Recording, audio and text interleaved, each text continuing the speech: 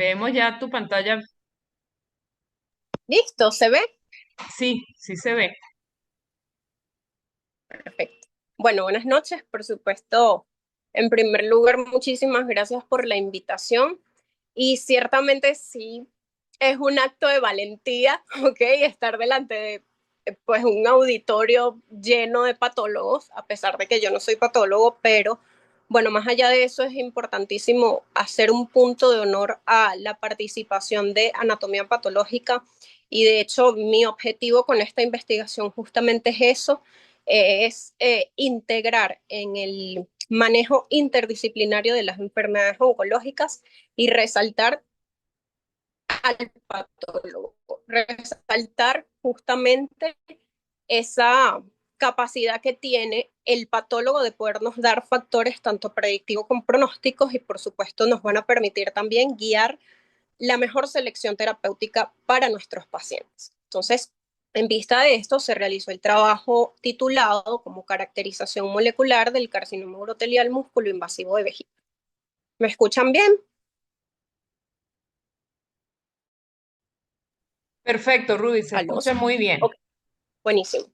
Entonces, bueno, para iniciar, quiero recordar a modo de introducción que el carcinoma de vejiga es actualmente considerado el noveno cáncer más diagnosticado en el mundo, con un aumento de la incidencia que venimos viendo progresivamente, incluso se demostró, según el Centro de Investigaciones del Cáncer, un aumento en la incidencia del 7,1% comparándolo con la incidencia del 2020 con respecto al 2022 con una tasa de mortalidad por edad que es de 1,35 por cada 100.000 habitantes y Venezuela ocupa el lugar número 138 en el mundo de mortalidad por cáncer de vejiga. ¿Ok? Así como también es importante mencionar que el carcinoma urotelial músculo invasivo de vejiga representa el 25% de los tumores vesicales, ¿ok? Tomando en cuenta que la presentación más frecuente de estos tumores son tumores localizados no musculoinvasivos. Sin embargo, el 25% de estos pacientes se presenta en el momento del diagnóstico con una enfermedad musculoinvasiva. Importante también tener en cuenta que el paradigma actual del tratamiento del carcinoma músculo-invasivo de vejiga está supeditado al uso de quimioterapia neoadyuvante seguido de cirugía. Y quiero hacer especial interés en recordar justamente la palabra quimioterapia neoadyuvante porque esto fue una de las razones principales por las cuales se realizó este estudio. Y ya vamos a ver por qué. Voy a mover un poquito aquí la cámara porque me está tapando. Bueno,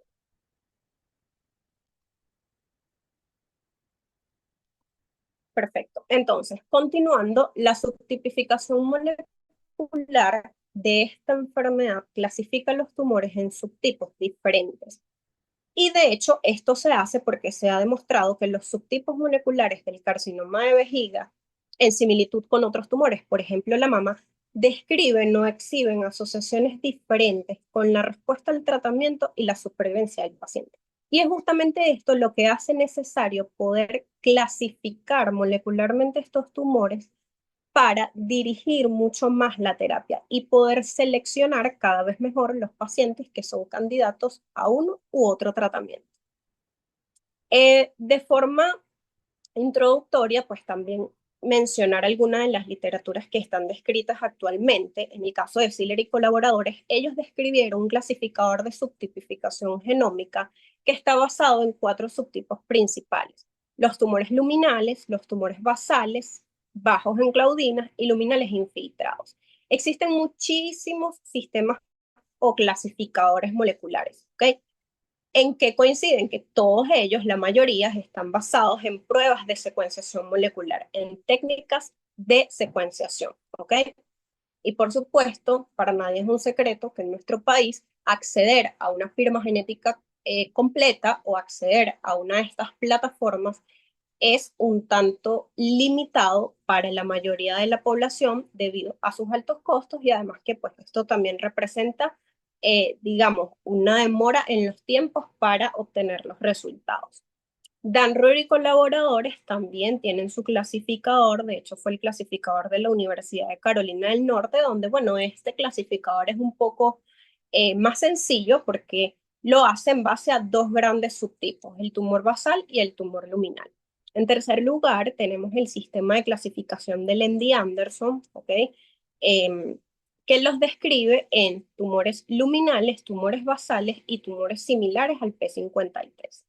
En cuarto lugar, fíjense que les coloco allí el sistema de clasificación del Atlas del Genoma Humano del Cáncer, y este sí es una clasificación, digamos, un poquito más amplia, que los clasifica, los divide en tumores luminales, luminales infiltrados, luminales papilares, basales escamosos y tipo neural o neuroendocrino. Shodal y colaboradores posteriormente también describieron un clasificador. Como les digo, existen diversidad de clasificadores moleculares, todos ellos basados en técnicas de secuenciación. Esta clasificación, pues, está supeditada al grupo genómicamente inestable y el tipo urotelial. Aquí ellos demostraron que el tipo urotelial tenía mejor supervivencia que los genómicamente inestables. Por su parte, Camun y colaboradores clasificaron, o describieron, mejor dicho, el clasificador de consenso, donde allí se describe el luminal papilar, el luminal no especificado, el luminal inestable, perdón, rico en estroma, basal escamoso y de tipo neuroendocrino. Una clasificación bastante parecida a la clasificación del Atlas del Genoma. ¿Ok? Otros colaboradores, Goutas y colaboradores, describieron que el 75% de los pacientes con expresión de la proteína 0B2 fueron o se identificaron en tumores de tipos luminales y que el 100% de los tumores basales expresaron EGFR. Por su parte, en el estudio Coxen, ¿ok?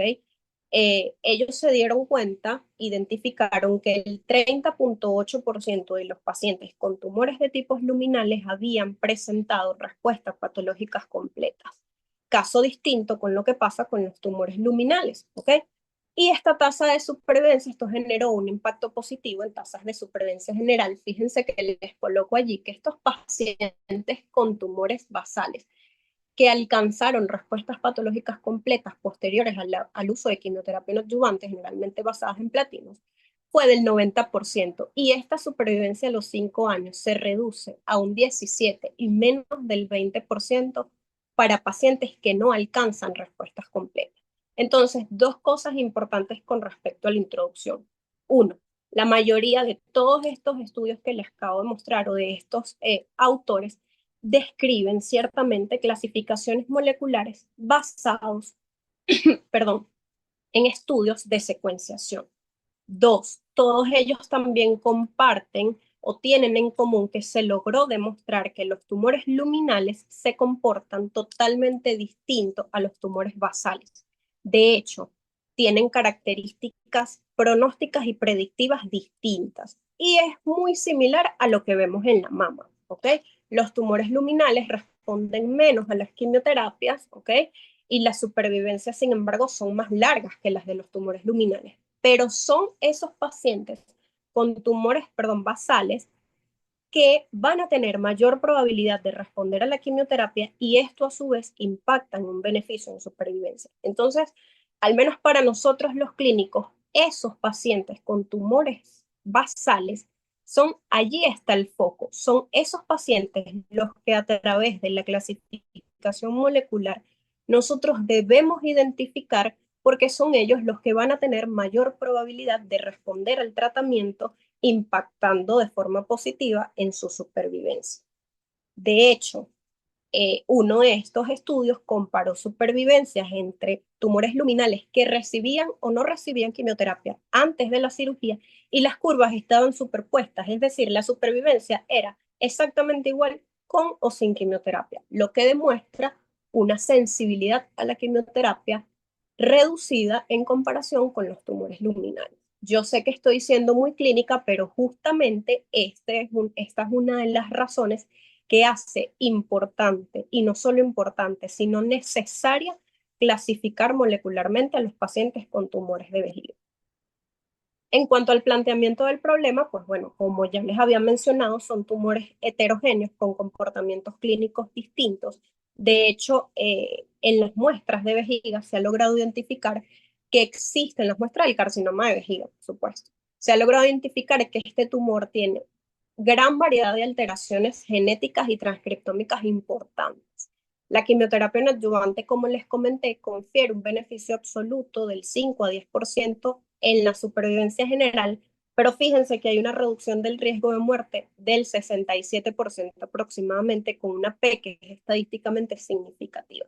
Y esto es importantísimo también, ¿por qué? Porque cuando revisamos las estadísticas mundiales, menos del 40% de los pacientes con diagnóstico de enfermedad musculoinvasiva de vejiga es candidato a un tratamiento con quimioterapia. ¿Por qué? Porque, bueno, sabemos muy bien que estos esquemas son altamente tóxicos. Entonces, clasificarlo de esta forma y poder predecir cuál es el que tiene mayor posibilidad de respuesta a usted como clínico, pues le permite seleccionar aún mejor cuál es el paciente que usted le va a colocar el tratamiento con mayores beneficios y menos tasas de toxicidad, ¿ok? O una toxicidad que sea innecesaria, que no esté asociada a un beneficio importante.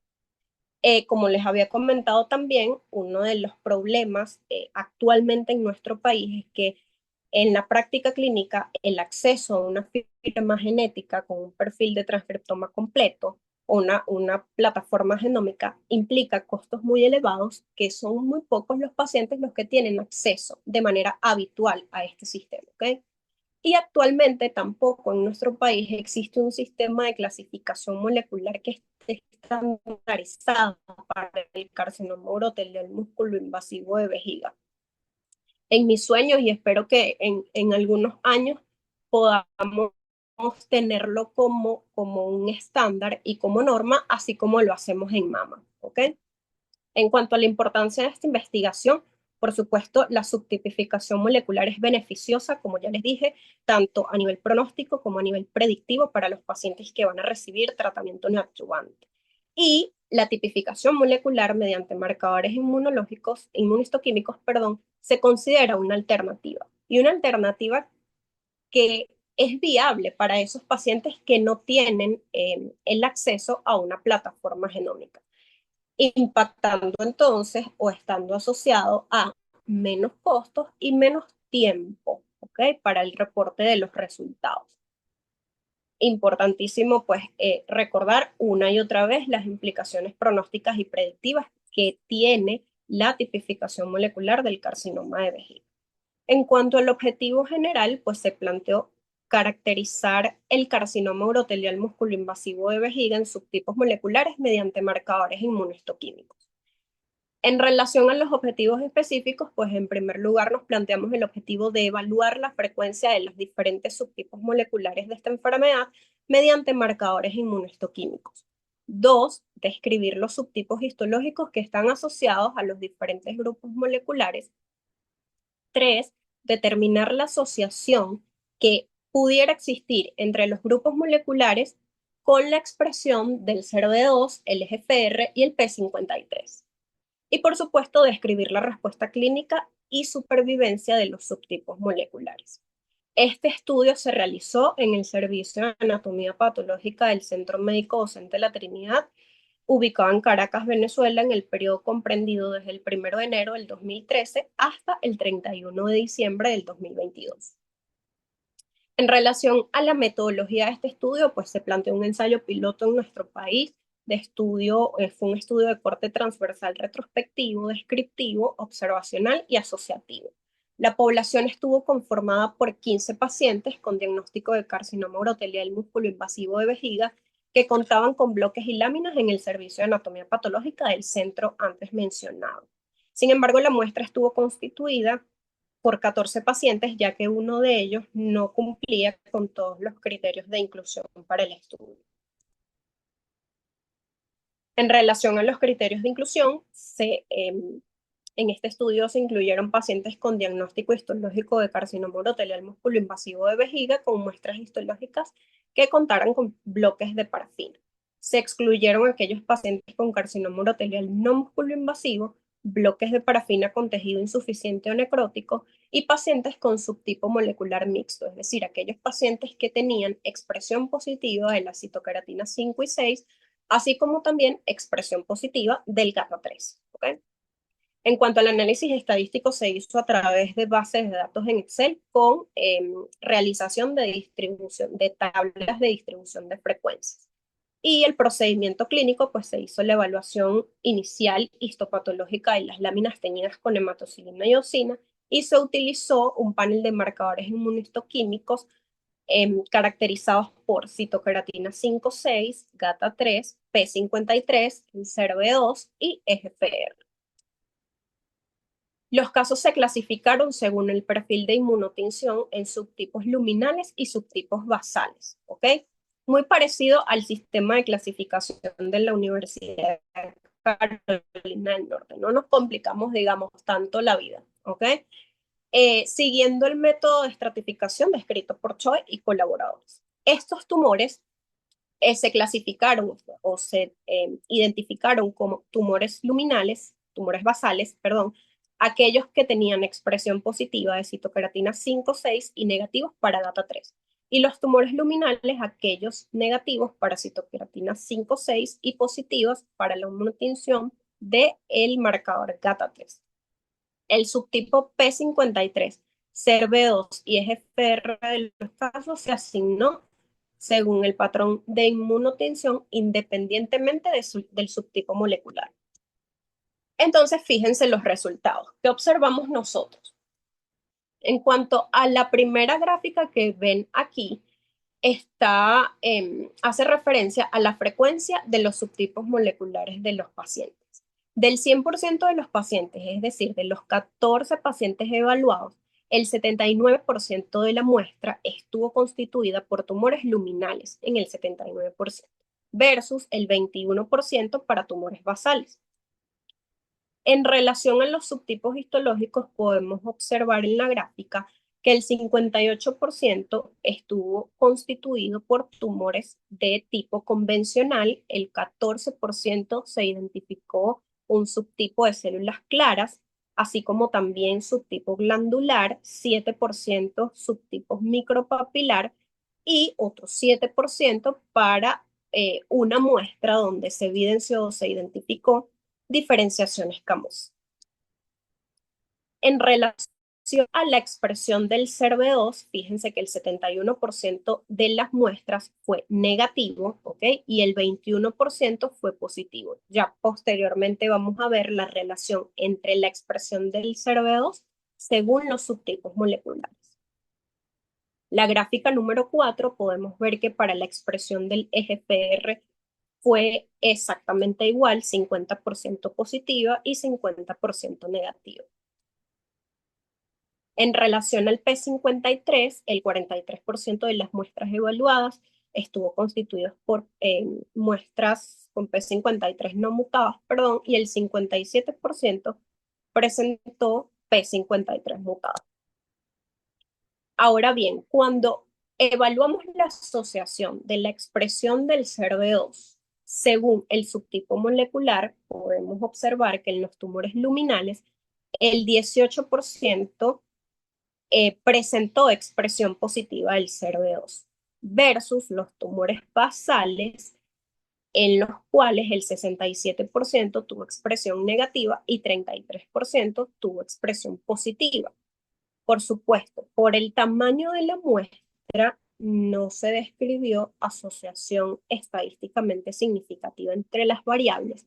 Y es importante también mencionar aquí porque ustedes dirán, bueno, en los luminales fue menos frecuente la expresión del CERV2 que en los basales, pero claro, esto también influye en justamente el número de casos luminales y el número de casos basales. Para los tumores basales, de los 3 que se identificaron, porque fue el 21%, uno de ellos tenía expresión de 3 cruces del CERV2. Y en el caso de los tumores luminales, ¿okay? De los 11 pacientes con tumores luminales, 2 de ellos expresaron el CERV2 para un 18% de esa muestra. En relación a la expresión del EGFR, podemos ver que para los tumores luminales el 45% positivo versus el 55%, y en los tumores basales 67% positivo y 33% negativo, ¿ok? Con una P que pues tampoco fue estadísticamente significativa, probablemente por el tamaño muestral, ¿ok? Y ya vamos a ver en la discusión lo interesante y lo parecido de estos resultados con los resultados que actualmente están reportados en otras casuísticas. De hecho, la mayoría, a modo de, como les comentaba en la introducción, la mayoría de los tumores que expresan EGFR están asociados a tumores de subtipo basal, y la mayoría de los que expresan HER2 están asociados a tumores luminales. Sin embargo, en vejiga se ha observado que no siempre es así. El 100% de todos los pacientes que expresan CERV2 está asociado a los tumores luminales. En cuanto a la gráfica 8, fíjense que aquí vemos la mutación del P53 según el subtipo molecular. Para los tumores luminales vemos 45% versus 55%, y en los tumores basales 33% versus 67%, con una P no significativa, ¿ok? No estadísticamente significativa, de 0,36. Ahora bien, con respecto a la supervivencia y los grados de respuesta de estos pacientes. Lamentablemente, de los 14 pacientes que fueron evaluados, no todos tenían datos con respecto a la evolución de su enfermedad, es decir, datos clínicos. Sin embargo, a los que pudimos acceder de información clínica, 2 pacientes con tumores de subtipo basal presentaban tumores estadio 2. Fíjense qué interesante que estos tumores basales, uno de ellos fue tratado con carboplatino concurrente con radioterapia y tuvo una respuesta clínica completa, ¿ok? Respuesta clínica porque, por supuesto, no fue a cirugía y no se pudo evaluar la respuesta patológica. Pero este paciente tuvo un intervalo libre de enfermedad de 2 años más 8 meses, solo con quimioterapia basada en platino, tomando en cuenta que es un subtipo basal. Entonces, interesantísimo porque se parece mucho a los datos que ya habían sido publicados y que les había mencionado anteriormente. Otro de estos pacientes recibió también quimioterapia y tuvo una respuesta clínica parcial mayor del 50%, aproximadamente 60%, post tratamiento basado en platino, ¿ok? Ahora, ¿qué pasó o qué pasaba, qué observamos con los pacientes con subtipos luminales y el tratamiento? Interesantísimo, y la verdad es que a mí esto me llamó mucho la atención y fue uno de los puntos de honor del trabajo, porque como les mencionaba previamente, fíjense que en los tumores luminales, uno de esos pacientes rechazó el tratamiento, ¿ok? Y se mantuvo en observación. Es decir, que sin tratamiento, este paciente tuvo un intervalo libre de progresión de 2 años, ¿sí? Un segundo paciente fue tratado con quimioterapia y radioterapia y no hubo respuesta, que nos habla a favor justamente de esa quimioresistencia de el tumor luminal, ¿sí? Y un tercer paciente con un tumor también de tipo luminal, estadio 3, recibió también quimioterapias basadas en platino y tuvo una respuesta muy pobre. De hecho, fue aproximadamente el 30% y el paciente tuvo una supervivencia general. A los 4 meses falleció. Entonces, aquí ciertamente no tuvimos acceso a todos los datos clínicos de los 14 pacientes, pero de lo que pudimos observar se parece mucho a lo que ya está reportado en la literatura. A modo de discusión, pues como les había dicho, los sistemas de clasificaciones, la mayoría coinciden en que los tumores luminales son los más frecuentes, ¿ok?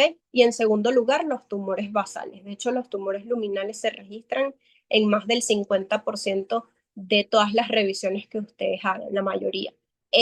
Consono con nuestra investigación, donde el 75% de los pacientes estuvo caracterizado por tumores luminales y el 21% por tumores basales, que también se parece mucho a los resultados reportados por el MD Anderson y por la clasificación de Lund.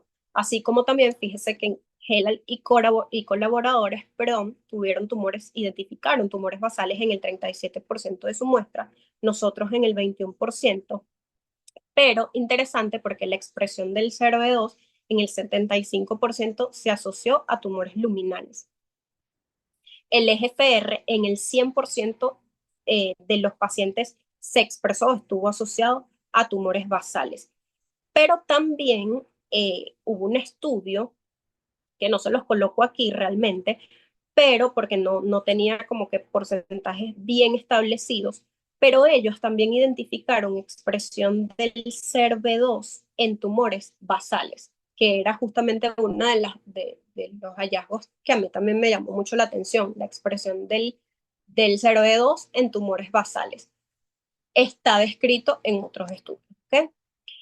Heswan y colaboradores identificaron tumores luminales también en el 45% y 24% muy parecidos para tumores basales con la investigación que pudimos realizar. La diferenciación micropapilar y glandular para el estudio de Naives y Rabanani fue uno de los factores de riesgos que estuvo asociado con una P estadísticamente significativa en términos de supervivencia. Kiss y colaboradores también, ellos coincidieron que la mayor expresión del CERV2 estuvo asociado a tumores, perdón, de subtipo luminal. Y en nuestro estudio, por supuesto, como teníamos solo 3 pacientes de tumores basales versus 11 pacientes con tumores luminales, cuando vemos la relación porcentual, quizás le da un poco, 33% a favor de los basales y 18% a favor de los luminales, pero numéricamente los luminales estuvieron 2 pacientes con expresión del CERV2 versus un paciente para los tumores basales. Y les coloco por último el estudio de RAS y colaboradores, porque ellos lograron demostrar el impacto predictivo y pronóstico de estos tumores, ¿ok? Donde se evidenció que más del 70% de los pacientes con tumores basales que recibían tratamiento con quimioterapias basadas en platino tenían mayor probabilidad de presentar respuestas patológicas completas y esto impactaba positivamente en términos de supervivencia, en contraste con los tumores luminales que presentaron una expresión, unas tasas de respuesta mucho menor y bastante parecido con los hallazgos de nuestro estudio. A modo de conclusión, pues podemos concluir que la clasificación molecular de esta enfermedad mediante marcadores inmunistoquímicos, específicamente la citoqueratina 5,6 y GATA3, es viable en el entorno clínico de nuestro país y el carcinoma urotelial musculoinvasivo de subtipo luminal fue el más frecuentemente observado. Los tumores luminales también presentaron histologías distintas como micropapilares y glandulares que están asociadas a peor pronóstico, mientras que la variante basal mostró subtipo histológico de células claras, ¿sí? En el 14%, como se los había mencionado previamente. Los tumores luminales y basales presentan expresión positiva del CERV2 y EGFR, y esto es importante a nivel clínico porque estos hallazgos nos permitirían entonces poder diseñar estudios futuros para evaluar el beneficio de la terapia anti-HER y la terapia anti-EGFR como drogas terapéuticas, o sea, como drogas dianas, para evaluar respuestas en estos pacientes y pudieran ser fármacos útiles. De hecho, en octubre del año pasado fue aprobado el uso de trastuzumab deruxtecan, que es una terapia anti-HER para el carcinoma urotelial de vejiga en terceras o más líneas. Entonces, por allí vamos. Este es el camino, ¿ok? Y por último, en vista de que la variedad basal está relacionada con mejores tasas de respuesta a tratamiento, la clasificación molecular pudiese permitir una mejor selección de los pacientes que sean candidatos a unas u otras terapias, por supuesto, impactando en mayor beneficio en términos de supervivencia y mejor o menor perfil de toxicidad. En cuanto a las recomendaciones, pues recomendamos clasificar molecularmente estos tumores de uso habitual, o sea, de uso rutinario en la práctica clínica, incluyendo la determinación de estos marcadores inmunistoquímicos como un modelo de referencia para la tipificación molecular en tumores basales y luminales, así como también recomendamos la evaluación de la expresión del CERV2, EGFR y P53, porque incluso ya hay aprobación de medicamentos o terapias anti-HER para estos tumores. Guiar la selección de las opciones terapéuticas basadas en la clasificación molecular y perfilar cada vez más la selección de los pacientes, ¿sí? Así como también continuar la línea de investigación, por supuesto, con el fin de aumentar el número de la muestra, madurar resultados y mejorar, ¿ok? Eh, el conocimiento o el estudio del carcinoma urotelial de vejiga. Aquí podemos observar en esta figura un carcinoma urotelial músculo invasor de vejiga de tipo convencional. En la figura B, ¿ok? Vemos una inmunotensión fuertemente positiva de citoqueratina 5,6, así como también una inmunotensión, positiva, fuerte y difusa del EGPR y negativa para el CERV2. Este paciente fue clasificado como un tumor de subtipo basal convencional con expresión positiva de EGFR y negativa para CERV2. En el segundo caso tenemos un carcinoma urotelial músculo invasor de vejiga de subtipo luminal. Acá podemos ver en la imagen B la inmunotensión fuertemente positiva de GATA3 con una escala de Remel de 2. Ustedes conocen Remel mejor que yo, ¿ok? Este paciente fue clasificado como un tumor de tipo luminal. Y en tercer lugar tenemos el caso de un paciente con carcinoma urotelial de vejiga de subtipo luminal, ¿ok? Con diferenciación escamosa. Vemos en la figura B la inmunotensión fuertemente positiva también del EGFR.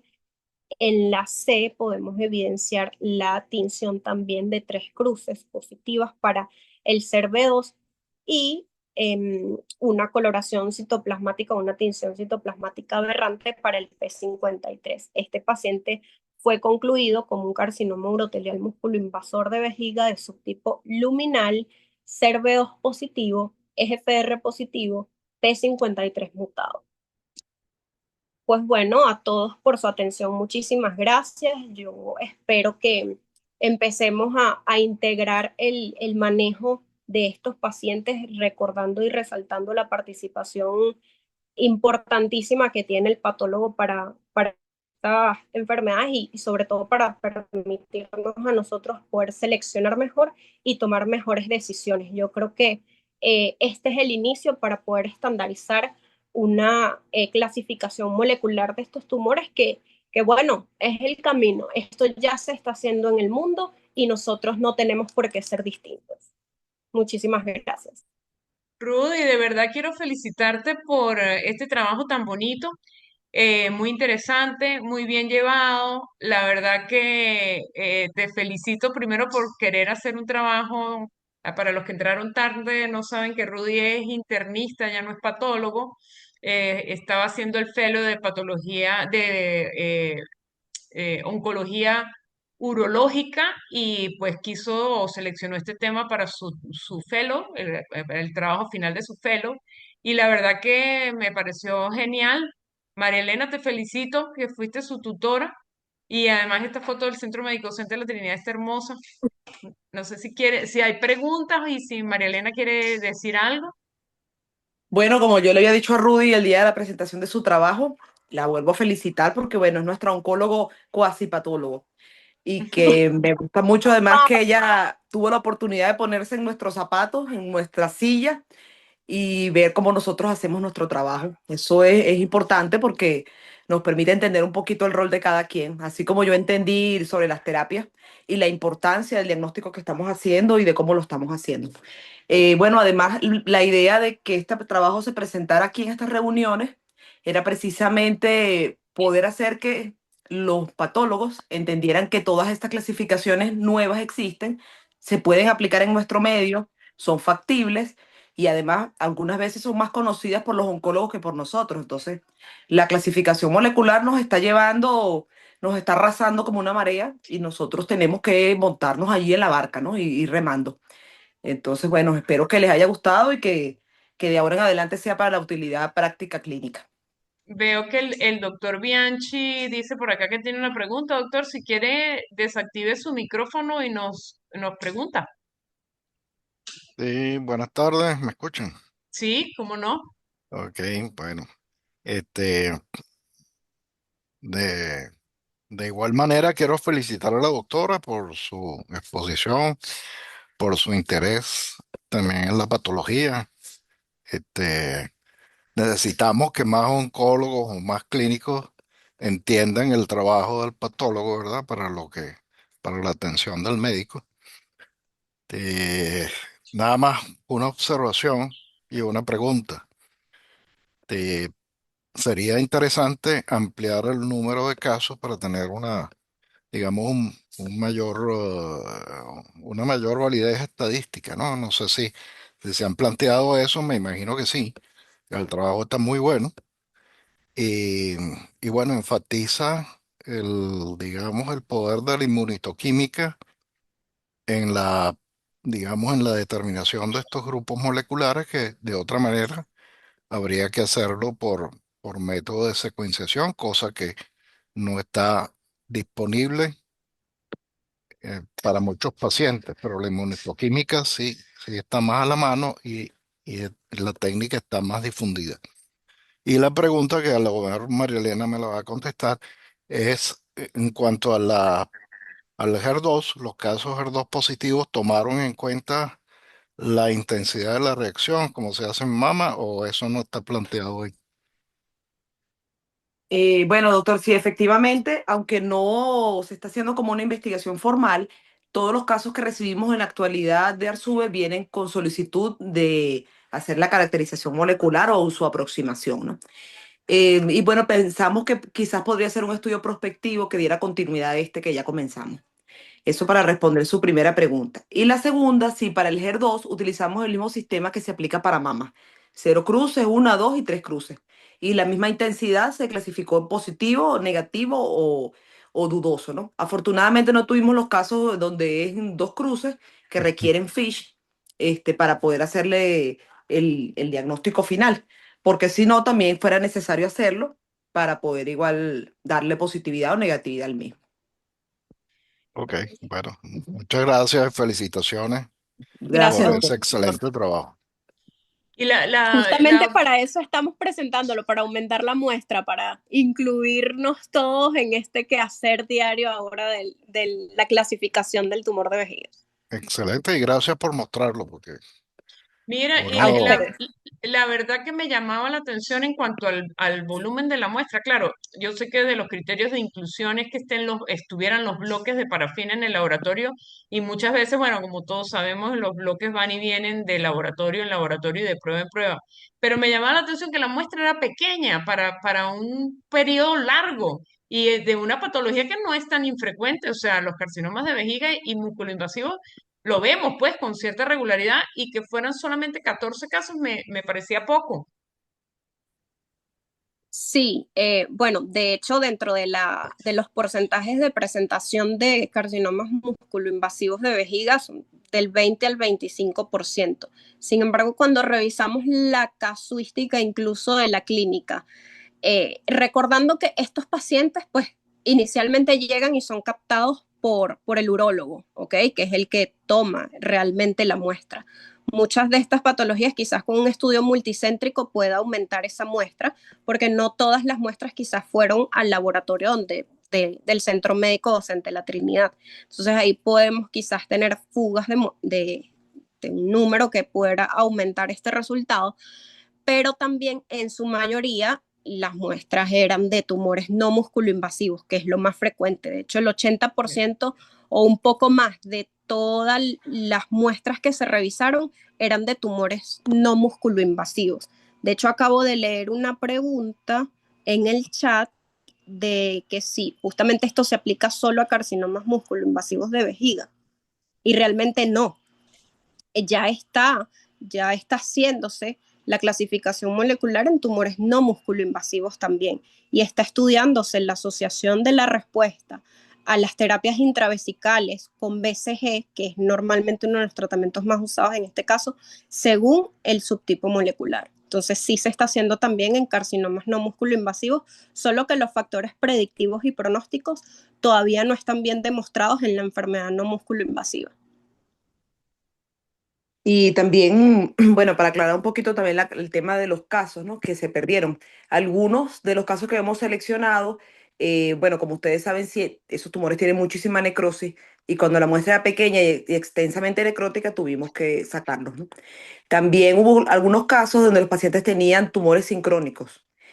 Por ejemplo, uno que tenía un ADC de colon y entonces podía confundirse con uno mucinoso o con un glandular o con un subtipo glandular y uno que tenía también un cáncer de próstata. Entonces estos casos tuvimos que excluirlos, ¿no? Por allí vi en el chat que había un comentario del doctor José Franceschi sobre la diferenciación escamosa y eso lo conversábamos también cuando hicimos la interpretación de la inmunistoquímica.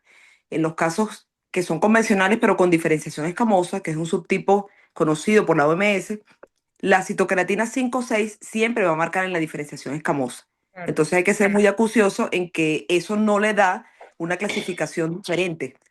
O sea, no deja de ser un luminal A y marca el gata 3, ¿ok? Porque simplemente tenga la diferenciación escamosa. Mira, y estoy muy contenta también porque en el auditorio, aparte de los patólogos que siempre participan y participamos, agradecida siempre, pero está también Francesca Almonte, que es oncólogo y que seguramente tiene algo que decirnos. Francesca, ¿quieres comentar algo? Bienvenida a esta reunión. Hola, Qué honor. doctora.